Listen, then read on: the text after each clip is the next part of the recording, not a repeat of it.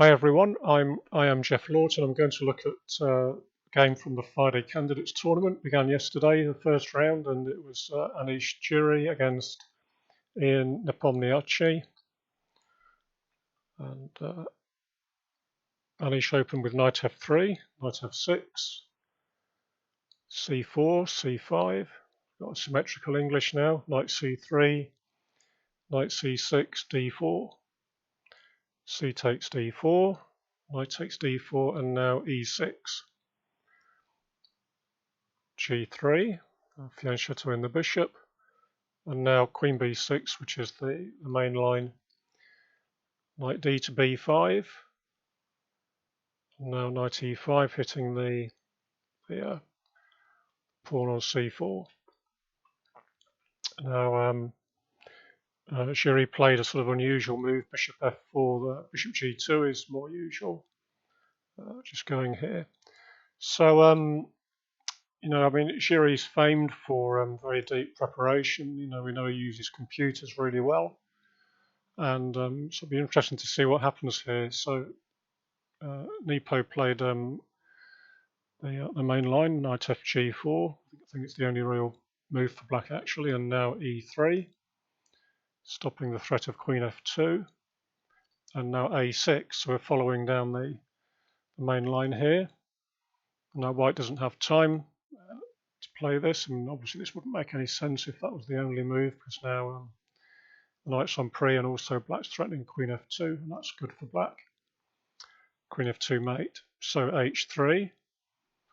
This is still theory. A b5, and now h takes g4, and now knight c4. So we've got the sort of position that's been played a few times before, and normally white plays here. It's the main move, but Giri came up with rook c1, which turns out to be a new move. So we've got a completely new position here. So obviously he prepared this, and now d5 after quite a lot of thought by Ian, and now knight d6. And now he played sort of really brave decision, as all the commentators are saying, including Magnus. It was a brave decision to play this when you're sort of walking straight into Giri's preparation. And the alternative was to play knight back, but he decided to sort of take the bull by the horns. Commendable decision. And now bc4, and now rook a3. So this is the point. He's targeting the pin knight here, and also the queen can come to a5, adding more pressure onto the pin knight. So Anish blitzed out bishop e5, f6, not leaving the bishop in peace, bishop d4, and now queen a5. So this is attacked 3 times by the queen, the bishop, and the rook. It's only protected twice by the rook and the bishop. So white has to do something here, or does he? Because the move that Anish played was simply bishop e2, which was quite astonishing, really. I mean, obviously he's prepared this, but somehow quite an astonishing reply just to ignore the attack on the knight. But there isn't really that much choice. If you make a move like queen c2 to protect this, then after e5, sort of driving this away, there's you simply can't do anything here now, because there's the threat of ed4, and you can't move your king really to e1 or d1. Doesn't help. And taking on h7 doesn't seem to help. After rook h7, queen h7, and now ed4. White's given up a piece, but black's perfectly okay here. For example, bishop d3. Now black can safely take the piece on c3, bishop g6 check, king to d7. Now we're threatening rook takes, rook on c1, so you would have to try this, queen c3 check, king f1, and now we can just take the pawn on c4, king g2, and protect the bishop with queen b4. And black is simply a piece up if you take here. the king can just safely waltz away to the b8 square.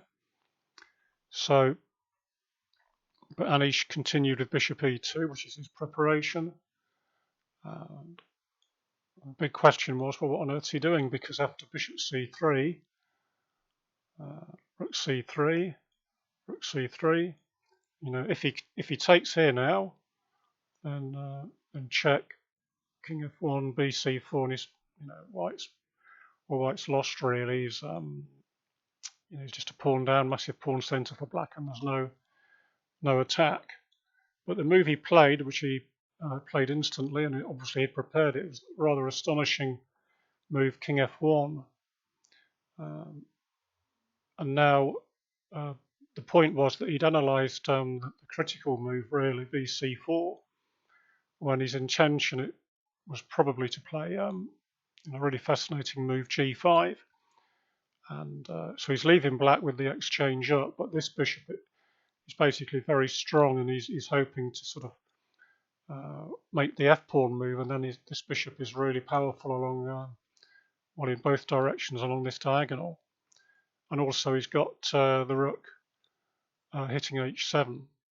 There's possibilities in some lines to play bishop h5, attacking the king, and this is quite dangerous for black. I'll just give a couple of examples. If you play e5 straight away, the problem is it runs into takes, and then takes on d5, and white has a very strong attack. And again, because of the pin down here, the open line rather, the h file, it's good for white. And the queen doesn't defend its king very well here. So, for example, if black tries to develop, then white can play the strong move queen d6. And after something like fg5, then this is strong, check, king d8, and now simply king g2, intending to play rook over to d1. So say, for example, you play that, we play rook d1 anyway, and then after bishop f5, rook d5 intends the sort of really deadly move, rook c5. And if you play bishop e4, king h2, it doesn't help, because if you take the rook off now, then bishop g4, his mate, takes on e6. So it's just an example of it being difficult. If there's another line after g5, as if black, just to give an example, if black plays f5, then white doesn't bother with the rook, which isn't a good move, but can take on g7 now. And after rook g8, white's sort of crashing through. There's sort of deadly threats of this, and the black king is just totally exposed here, and there's no real counterplay for black. So if instead black tried to get rid of the strong bishop, rook g7, rook g7, and now e5, king g2 is a nice move, intending to play the queen to h1 and bring it down the h file. And there's nothing black can do here now. The rook and the queen are too far from its king. So after, say, king f8, white can just play rook h7, d4, and then queen h1 anyway. And now black can try and bring the queen back to defend, but it doesn't help. Bishop f3, queen e6, and now sort of a deflection move like g6, which intends queen h6 now, because the queen's cut off. And if black takes that, then we can just pick up the bishop with rook h8, king e7, rook c8, and after, say, e4, queen h4, check, and it's all over. White's a piece up and completely winning. So maybe that's what he played, but what he intended rather, after the main thing he may have prepared. I don't know for certain, of course, but Nepo played a move which was a really good practical decision. It's like what Magnus Carlsen said after the game, that b4 was a very good decision, because it won't be the main line that Anish has prepared, so it's slightly trying to take him away from what he spent his time on. And interestingly, he did now sink into thought, which Anish did, which gave the impression that he hadn't really prepared b4 that well. I haven't seen the interview, but unless he was bluffing, it gives that impression.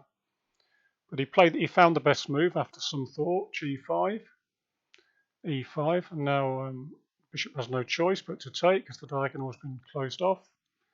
But now black has this dangerous pawn, and again here, Anish had to think for a while and decided not to play the ending, which may be the best choice perhaps. He actually played gf6, gf6, and again here he thought for some time. He could have played cd5, which is the main move that there was Magnus Carlsen and I think it was Jan and Lawrence Trent were commentating, and this was the main line they were looking at after a move like bishop f5, which is probably what Anish was worried about. But bishop d3 seems to be okay for white then. But like I say, he was worried about that, so instead he played queen b1. And now this turns out to give black an advantage after the way that Nepomniatchi proceeded here with queen c7, and now queen d3. It's possible, I don't know, Anish might have sort of underestimated when he went for this line, underestimated the next move by black, which was sort of really stunning move, b5. The idea is just to you can't capture either way here because of c2. So he gets to and then queens the pawn. There's no way to stop other than giving up your rook, So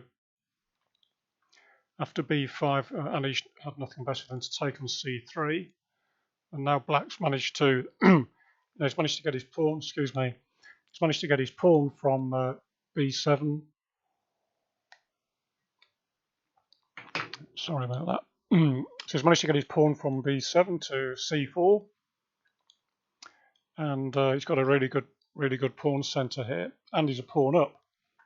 And Anish now has to cope with the fact that his preparation has sort of backfired a bit, which I don't think happens too often to him. I mean, he's very well known as being extremely well prepared, really broad repertoire, and he prepares everything inside out. So now he has to play e4 really before black gets a chance to play here. When he could then meet e4 with d4. So d takes e4. Just bringing the rook into the game with rook h4. Otherwise he's playing on a pawn down. So we have bishop e6, rook e4, and black completes his development with castles on move 28. You don't see that too often, do you? And then bishop c4. It looks like white's okay, really. In fact, maybe his king might turn out to be safer. He's got an outside pawn, but after Nepo's reply, it turns out that white's in a spot of bother over the attack on the bishop and sort of the pin down the c file, and it's not so easy to wriggle out of this. So Anish, the first thing to say is you can't play the queen this way. Intending after rook d8 to drop back here, and then you've safely got out of the pin, because unfortunately it runs into bishop f5, and black wins the exchange. So he chose the square queen b3, and now black gains time to develop with tempo, attacking the queen. And at this point, Giri decided to sort of give the queen up for bishop and rook. So we'll have a quick look at the alternative queen a4. Because bear in mind you can't play something like this, because then, there's bishop f5 here, but also there would be rook c8. But if queen a4, then black can now invade down on the back rank, and after king g2, there's the sort of strong retreat, bishop to d7, and now the bishop's intending to come to c6 with the pin on the rook, winning the exchange. And if, for example, queen c2, and again there's the strong move queen b7, and now the rook can come to here with an attack along this second rank, which is very strong, and the rook still can't get back into the game.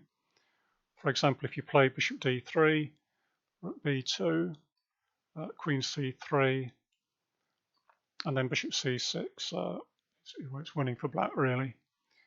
So, not so easy for white to wriggle out of this. So Anish had no choice, really, but to surrender the queen for rook and bishop. And we have check first, king f8. Now he captured on b3. So now we reach this, really tense-looking endgame where, you would think white's got reasonable chances here, especially, but the difficulty is that black can try and conjure up the break with, there's pawn to e3 to break up white's king side, and also the possibility of h5, h4 to sort of weaken white and give himself a 2-1 majority over here and create a passed pawn. It's all about black trying to create a passed pawn. And if he can do that, then the queen will beat the rook and bishop. And it turns out it's not so easy for white to get the bishop over to the king's side where it really would like to be. It would be nice if the bishop, for example, get onto a dream square like this. And then there'd be, it would probably be a complete draw, I would imagine, if this could happen. Not a complete draw, but certainly much better drawing chances. But it's not easy to achieve that. And Nepo played queen c1, king g2, queen c6. So there's a battle on here to keep the bishop out of the king's side, really. King g1, and now he starts cramping white down with h5, hitting the rook. Rook check on g8, king e7, rook g7. The king comes forward to get out the way of the checks, king d6, and now rook to h7. And now queen f3. So that's the first part of black's plan, is to put sort of the queen here onto this strong square. So now he played rook h8, e4, rook check, king e7. So we've got manoeuvring. So Anish has managed to bring his bishop back round towards the king's side. And they've reached the time control by this point. Queen c3, now rook d5, and then h4. And now white has a difficult decision because he can't really allow this. So he has to take on h4, but now black has got this 2-1 majority on the f and e line, and the intention is to eventually break with e3 and create a passed pawn. So f5, and now rook f5, which gives up the bishop, but it's really the only chance for white. For example, if you play here instead, and after queen e1, bishop f1, then black can start the advance of the pawns, and it's not really possible for white to defend. For example, if you play rook f5, f3, h5, trying to distract black with the pawn, and king d6. We can't play e3 at the moment because of rook e3, rook e5 check followed by rook takes e3. But after king d6 first, check, king d5, sort of keeping off the e file, so we can go e3. And for example, after check, king d4, h6, then e3 is very strong. For example, if you play takes, we can go takes on e3 check, king h2, and then queen f2 wins the bishop. And if you play king h1, then we can take on h6, and that way we win the rook. So it just shows it's not so easy for white to escape that. Whoops, sorry about that, software glitch. So in the game, Anish played rook f5, which is his best chance, even though it gives up the bishop. Queen e1 check, king g2, queen takes d1. So black has managed to keep the pawn for now. Anish played rook g5. And it's an interesting moment this. He decided not to play rook e5 and capture the last pawn. I'm not 100% sure of why, but it's probably because after something like queen d5, white has to move his pawn forward to keep the rook. You can't play king here, of course, because of king f5 wins the rook. And after f3, we can then pick off this pawn. And I guess that that this is not possible to defend, or Anish would have done it. I'm pretty sure that without the h pawn, that black gradually can invade, because you can't really defend with a pawn on the third rank. I think this is right. Usually in a rook and pawn v queen, you need your pawn back on the second rank, and then you can just sort of put your rook on the third rank and hope to sit tight, and just stop the opponent's king invading, and that should be defendable then, because the queen can't get behind the king on the back rank and force white to discoordinate. But it's interesting nonetheless that he decided not to try rook e5. So he played rook g5, and we had queen a1, and rook g4, now queen b1. So the intention is now to move the king up and make the rook move away, because Anish is happy to take on e4, like I say, if he can keep his pawn on f2. So we had rook g3, queen here. So now Anish is trying to defend along the third rank, but black's kept his pawn, which makes all the difference. Queen d5, king f1, queen d1 check, king g2, queen g4. You got to play that. Decided not to take immediately.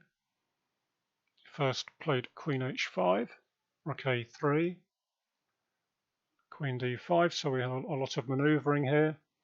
King g1, and now king f6. So the plan that Nepo seems to come up with is to leave his queen on the queen's side over here, and he wants to play his king. Wants to play the king, through to the king's side and capture the pawn this way. So there's a bit of a battle on for him to get his king onto the h file at the moment, which is why Giri played rook here to cut the king off from that plan. So we have queen d1, king g2, now king f5. So he's trying to put white into zugzwang and force his king to the h file. So we had rook check on g5, king f4, rook g3, and now queen d5. So we're still trying to do the same plan, because the king can't get past the third rank and through to the f pawn that way. So we have king f1, queen d2, king g2, queen d1, and now rook e3. So this time we obviously can't go here because we're losing the pawn. So black has to tempo again.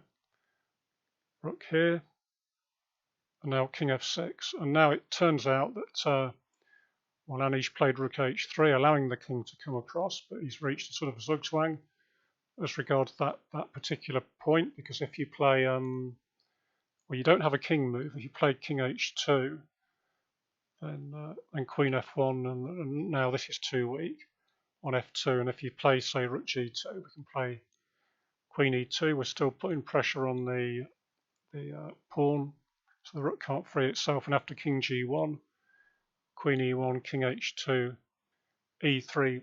As an example, black can simplify to a sort of and take both of the white pawns here. So after takes, which you've got to do, then queen h4 check, king g1, queen e1, king h2, queen e3, and black simplified to the winning queen and rook v king. And if instead rook g8, it doesn't help because of e3 anyway. And after fe3, we've got queen d5, forking the king and the rook. So Anish is forced to allow the king across to the h file, and black achieves his first target in winning the game. And after rook g3, king h5, again he's trying to hold fast onto this pawn.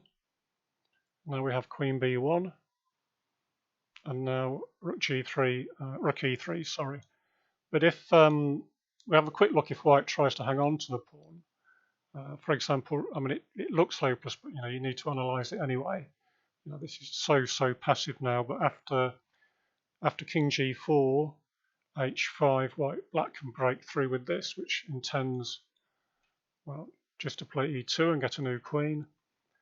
And if captures, then black can maneuver the queen in with Queen C2, King G1, Queen D1, King G2, Queen E2 check, King G1, Queen E3 check, and now after King G2 we can check on F3, King G1, and now the king here, and this is hopeless. There's Queen D1 mate coming, so it forces Rook D2. There's no Rook H3 check, stalemate trick there because there's an H pawn left. And after Queen E3 we win the Rook, and then it's mate next move. So it's not possible to defend with Rook H2, and also I think King H2 is similar because then just Queen F1 picks off the F pawn straight away. You can't go here because then the Rook drops. So Anish is forced to play Rook E3, and now King H4. And now black's plan is to now maneuver his king round to the D4 square. You may be wondering, well, how does that help? Because the rook can still cut off the king. There's no way for black to win this unless he could force his king through. Black has a nice way to actually finish the game off, which I mean, Anish would have seen this by now, of course, himself.